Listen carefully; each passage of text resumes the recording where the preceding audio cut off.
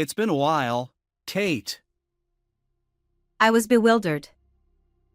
I had just run into my ex-husband, Steve, who had eloped with my sister Mary 13 years ago. It happened in the vegetable section of a supermarket where I was shopping. My daughter, Emily, who doesn't remember Steve as her father, stood beside me, looking curiously at both of us. I tried to ignore him and walk away. Wait. Listen to me. Steve grabbed my wrist as I tried to leave, holding on tightly.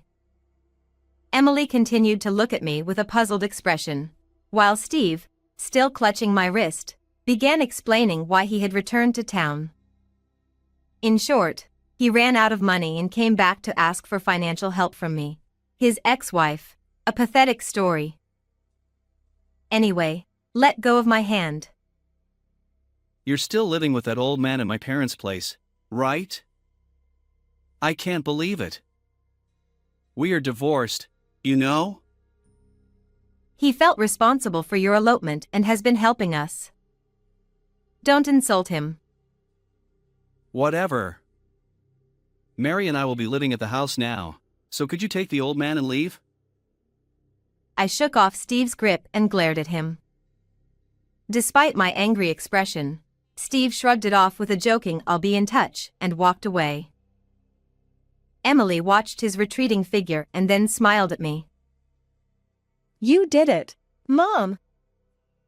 My name is Kate. My marriage to Steve was like an elopement.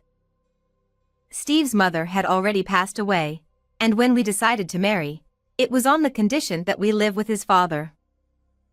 Shortly after we started our new life, we were blessed with a child. We named her Emily, and our lives were filled with happiness as we showered her with love. Running away together was never something to be proud of, but I was happy.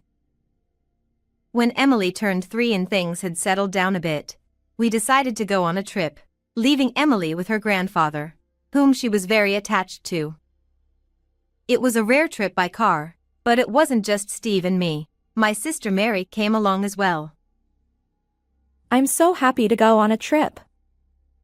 Steve's driving is so comfortable and reassuring. Mary, sitting in the back seat with the window open, smiled happily. Steve, at the wheel, smiled back. Mary, naturally affectionate, called Steve by his first name and became very attached to him. Being my precious sister, I had splurged on the travel expenses, which Steve covered entirely. We walked around the tourist spots, and both Mary and I enjoyed laughing with Steve. In a small alley off the bustling shopping street, Steve went to the bathroom while Mary and I sat on a bench to catch our breath. Thank you, Kate. You invited me on what was supposed to be a trip for just you two. It's fine. Steve seems to like you too. I see. That's good then. Mary tied her long hair back, and a sweet scent wafted toward me. Sensing my silent gaze, Mary smiled gently.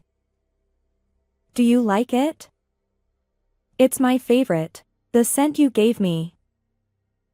She took out a bottle of perfume from her bag. It was an aroma mist I had given her for her birthday, a simple gift because I couldn't afford much. I just diluted the essential oil, which I thought would suit Mary, with distilled water and put it in a store-bought spray bottle. But Mary had been delighted, calling it a special item just for me. I'm glad you like it. You've always had good taste, Kate. You've always chosen good things, from way back. I looked down, feeling a bit embarrassed.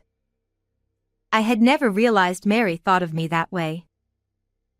Dad and Mom say you turned into a bad girl. But to me, you've always been someone to look up to. Her words felt strangely out of place, making me a bit worried. Maybe I sensed she was about to leave or something. If you ever need help, tell me. Steve and I will always be on your side. When Steve returned, Mary immediately stood up, pulling Steve's arm playfully and urging him to hurry. It had been a long time since I had walked outside feeling so calm since Emily was born. After a tiring day of walking, we had a delicious dinner and fell asleep as soon as we returned to the hotel. It must have been around 2 a.m. I woke up to the sound of the hotel room door opening. "What's going on?" I asked Steve, who was standing by the door, from my bed. He seemed startled to see me awake. Suspicious, I got up and approached him. "Where did you go at this hour? You didn't go drinking, did you?" No, I didn't. We have plans tomorrow. Let's just go to sleep. As Steve tried to slip past me toward the bedroom, a familiar scent reached my nose. In the confined space of the hotel room, the aroma spread. It was unmistakably the scent of the aroma Mary had been wearing. It wasn't just a faint scent from being around her during the day. It was so strong it seemed like Mary had intentionally put on perfume to make her presence known to me. "Do I smell Mary's perfume? Did you go to her room?" Time seemed to stop between Steve and me as we both froze. Mary was sleeping in the room next door.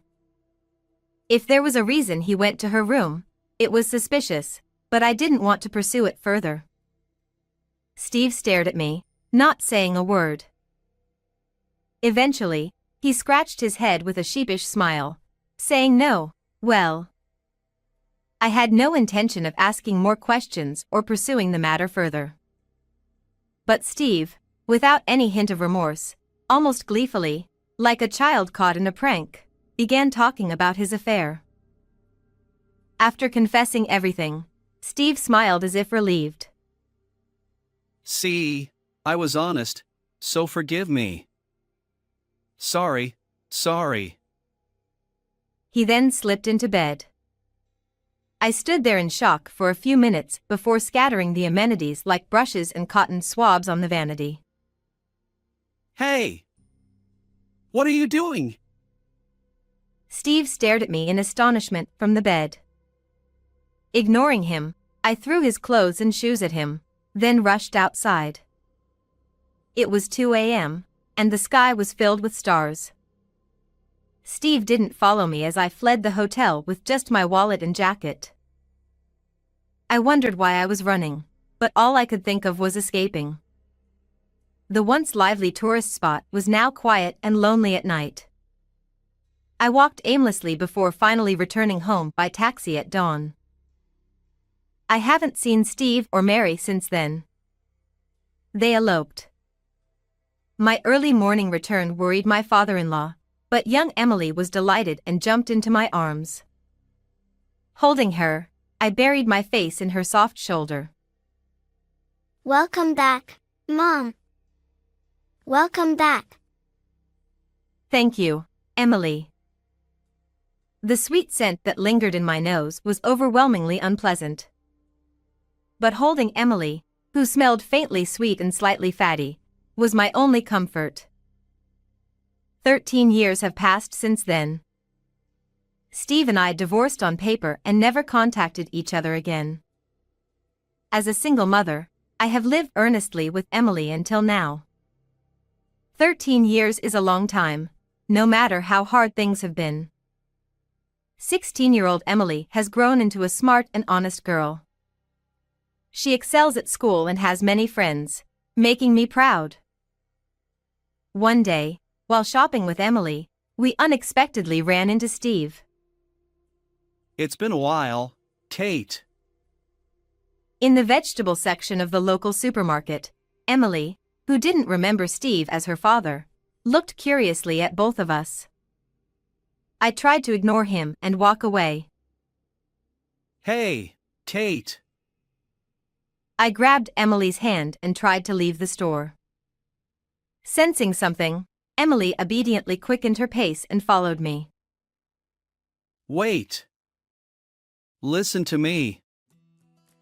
I was bewildered.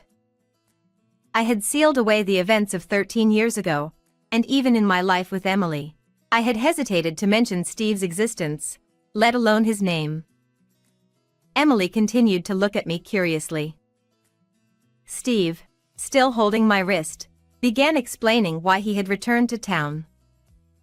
As always, Steve had been terrible with money, moving from job to job, and when he ran out of savings, he returned to his hometown. He spoke with an amused smile, as if it was someone else's problem. Just let go of my hand. You're still living with that old man at my parents' place, right? I can't believe it. We're divorced, you know? Your father felt responsible for your elopement and has been helping us. Don't insult him. Whatever. Mary and I will be living at the house now, so could you take the old man and leave?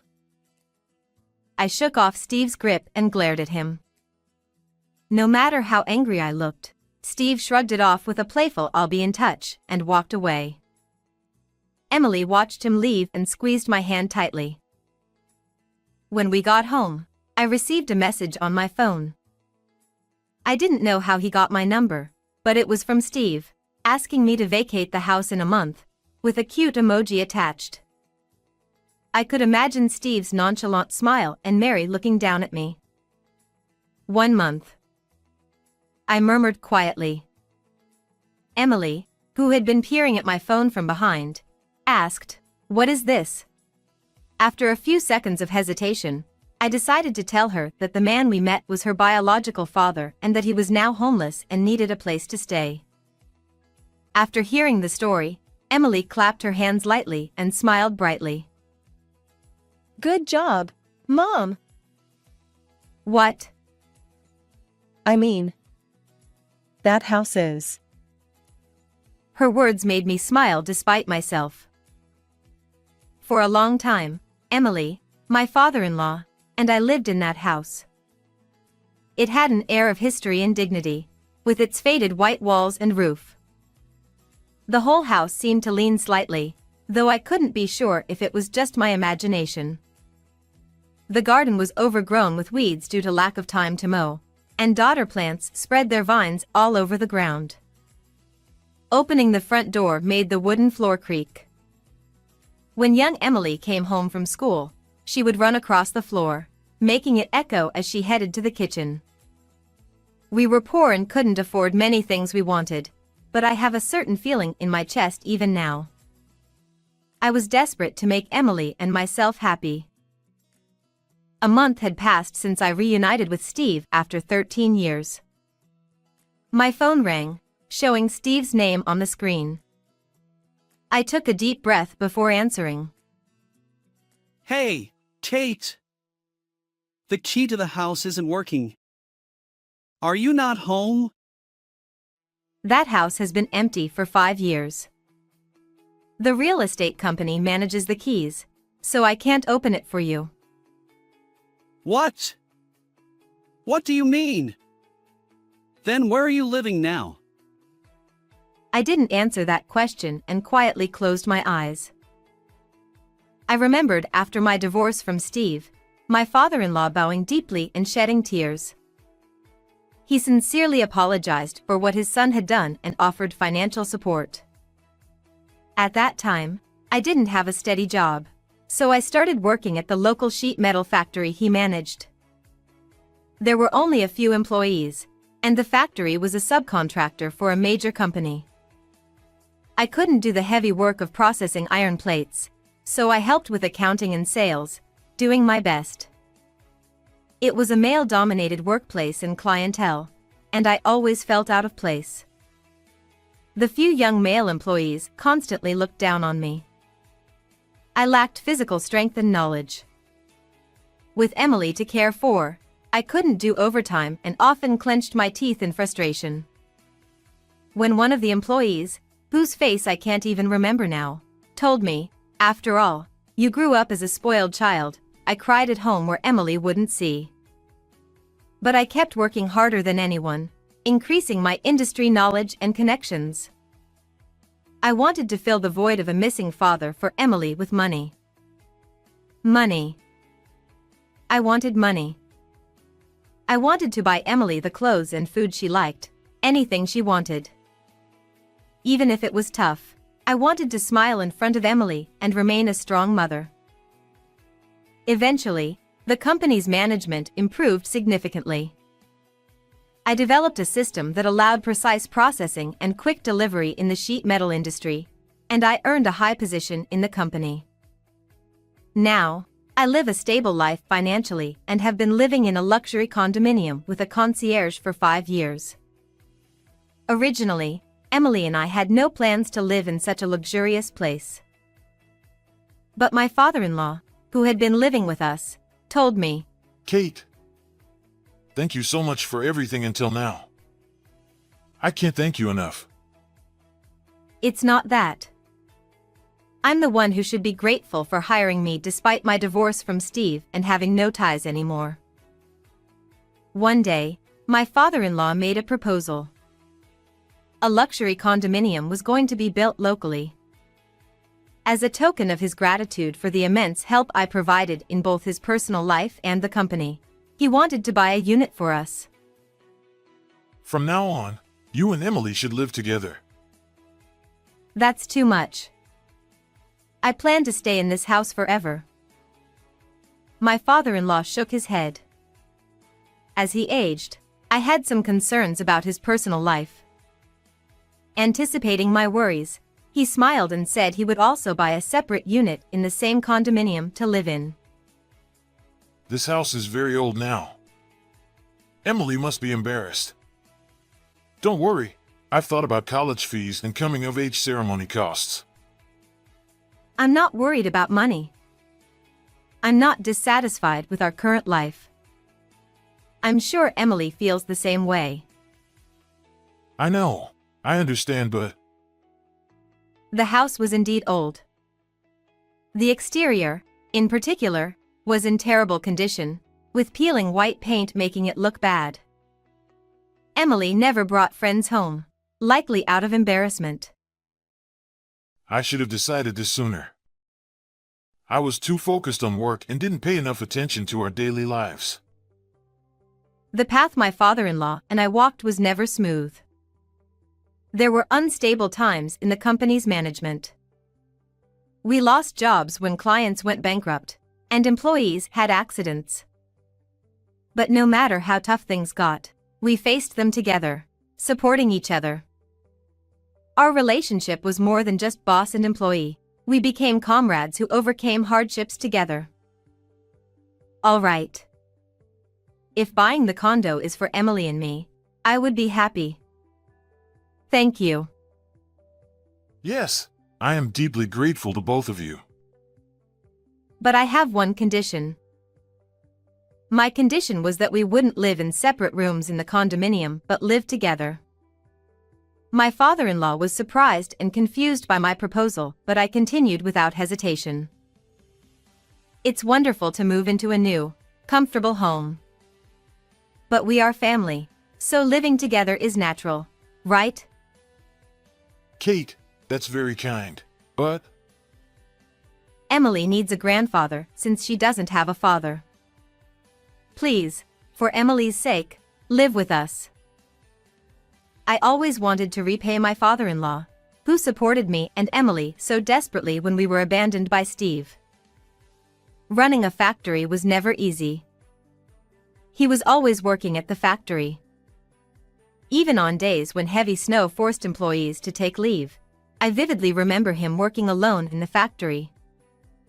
There were times when the workload exceeded what the employees could handle. My father-in-law stayed and worked long after sending the other employees home.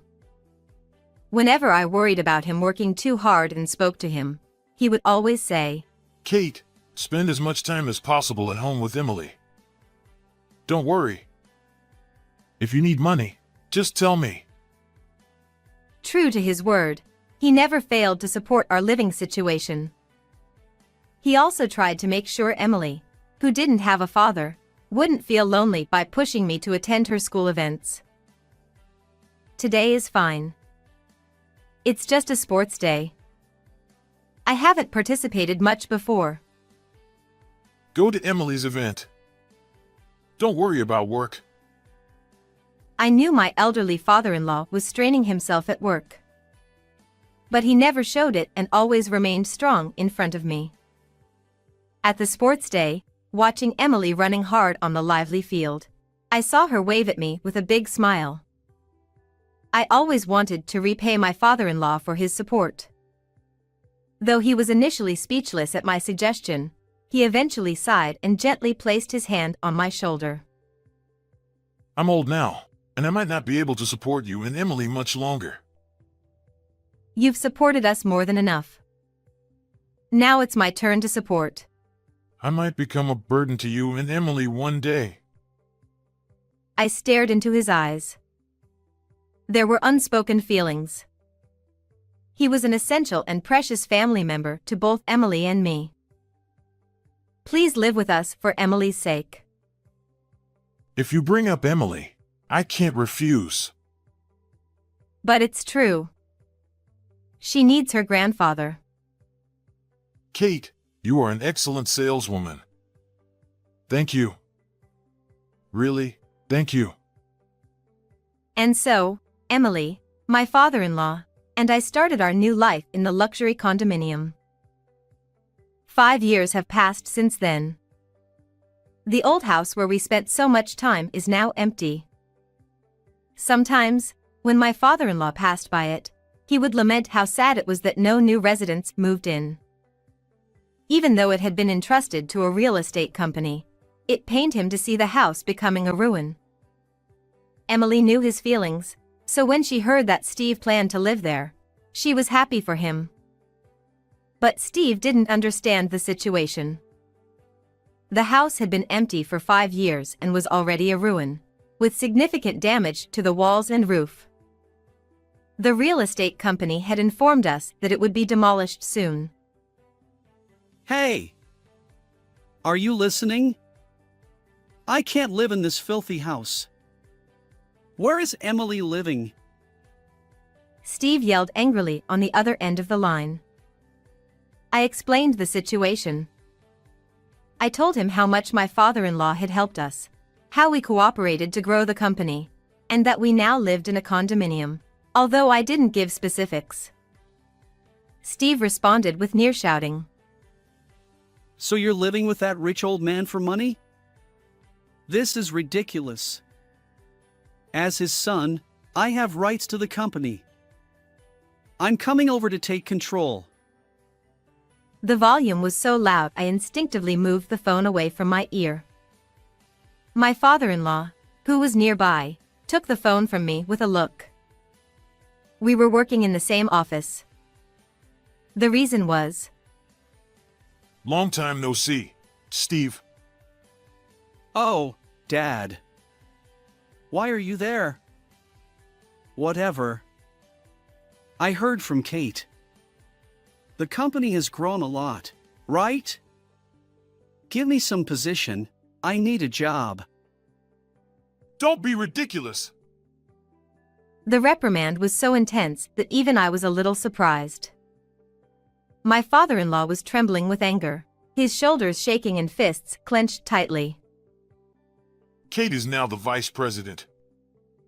Without her, the company wouldn't have grown this much. Vice President? Really? Well, Dad. How about you live with me and marry? It would be easier for you to live with your real son. Steve, since you disappeared, Kate has supported my life. She's much more important to me than you, my real daughter. Real daughter. Those words made my chest warm.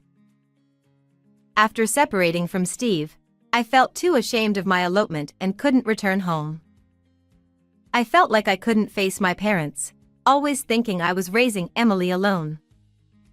My father-in-law repeatedly scolded Steve over the phone.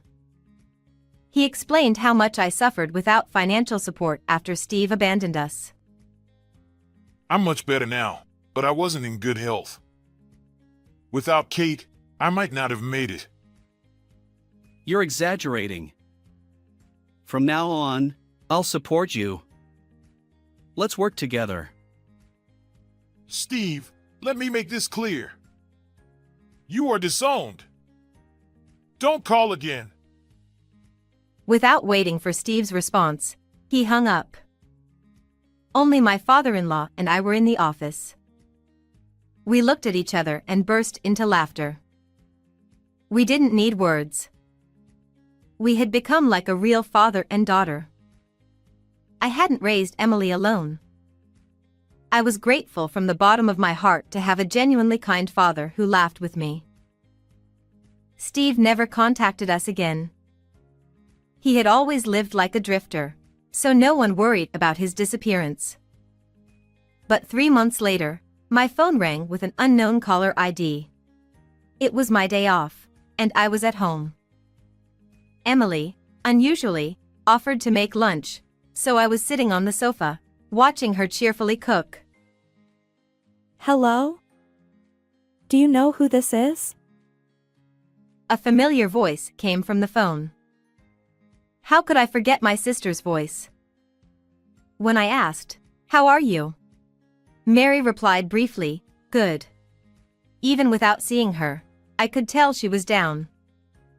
Mary confessed that after eloping with Steve, she had an affair with a married man. Recently, his wife found out and sued her, resulting in a large settlement she had to pay. I'm sorry, Kate. I know I'm in no position to ask, but can you help me? Please. I understand your feelings, but I can't help you. Why not? What about our bond? You said you'd help me no matter what. Yes, no matter what. You are my precious family. But now, I have an even more important family in front of me. Emily brought the beautifully plated pasta to the table from the kitchen. My father-in-law cheerfully prepared drinks and forks. Seeing me on the phone, Emily and my father-in-law quietly clasped their hands and started eating the pasta. The faint scent of garlic spread in the room, and I felt my stomach growl slightly. I see. There's no convenient help now. That's right. I love you, Kate. So I wanted to be like you. I don't think I'll ever fully understand the meaning behind Mary's words. After eloping with Steve, did Mary live a life like mine? What kind of life is that? It would be a lie to say I didn't resent Mary for taking Steve away. But she's still my sister. As my sister, I want her to be happy. A few years later, I heard from my parents that Steve and Mary had divorced. My father-in-law retired. Thanks to his strong recommendation, I was appointed president from my position as vice president. Being a female president in a male-dominated industry is challenging. But those who help me are the young men who once worked with me at the small factory. Now, I lead a busy yet fulfilling life. Will my parents, who opposed my elopement and subsequent divorce, acknowledge me now that I live for work? Will they mourn the life I've led through many choices? My life, with all its decisions, is not a mistake. Someday, I want to visit my parents with Emily. Will you praise me then, Dad, Mom? How was today's story? Please subscribe to the channel. See you in the next video.